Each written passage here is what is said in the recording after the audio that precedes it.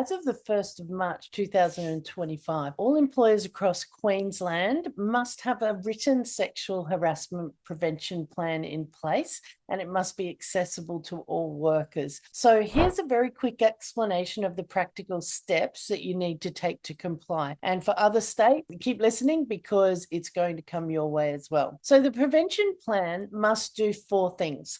First of all, it must state each identified risk of a team member or someone visiting your business being sexually harassed. And these risks need to be listed as specific to your workplace or your industry, and they must consider things like the characteristics of your workers, your workplace in particular, and the work environment. Secondly, you need to identify the control measures you have in place, or maybe control measures that you're going to put in place to manage each of those risks that you've identified. Thirdly, you need to set out your internal procedure for dealing with reports of unsafe conduct. Fourthly, describe the consultation that you undertook to identify these risks and control measures. So you need to document that in the plan. So what are our recommendations for you? The practical steps that you need to take by March 1 or as soon as possible after. There's 4 things you need to do to ensure you're compliant. Today is all about 4. So first thing is schedule a discussion between at least 2 relevant people in your business. It could be you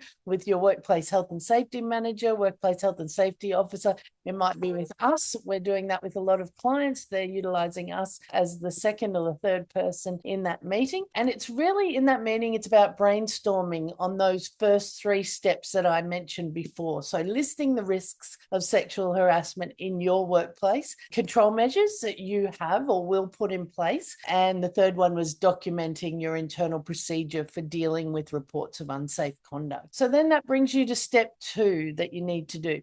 Insert the information, that prevention plan that you've just come up with, insert that into your sexual harassment policy and procedure, just so that you've got it in there, evidence that you have that this is important.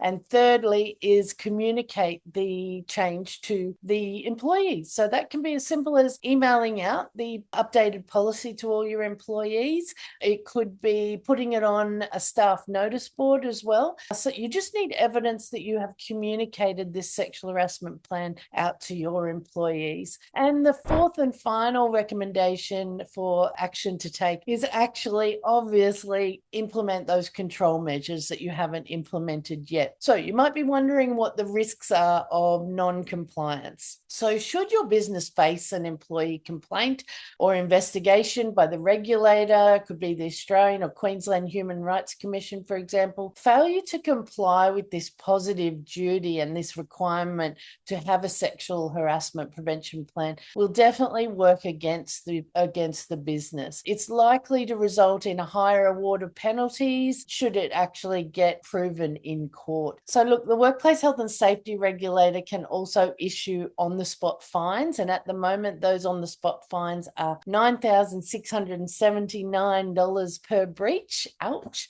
They can issue improvement notices, prohibition notices, amongst others.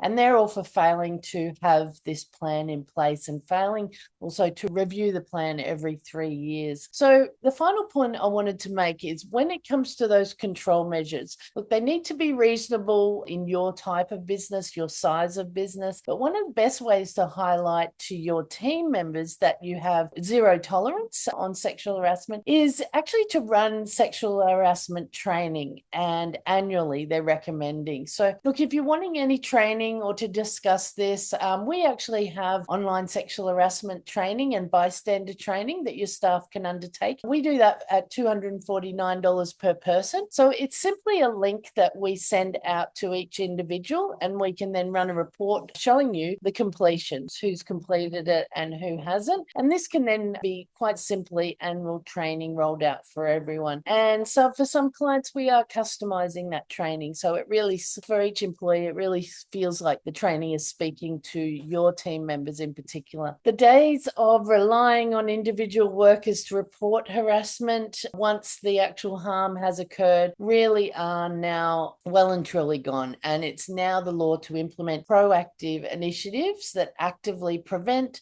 eliminate, or minimize these risks.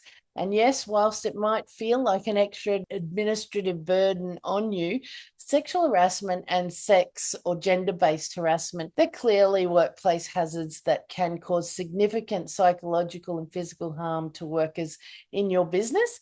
So look, that's potentially a lot to take in this month. So please let me know if you'd like a hand with any of that or just a call to talk it through. Otherwise, have a great month.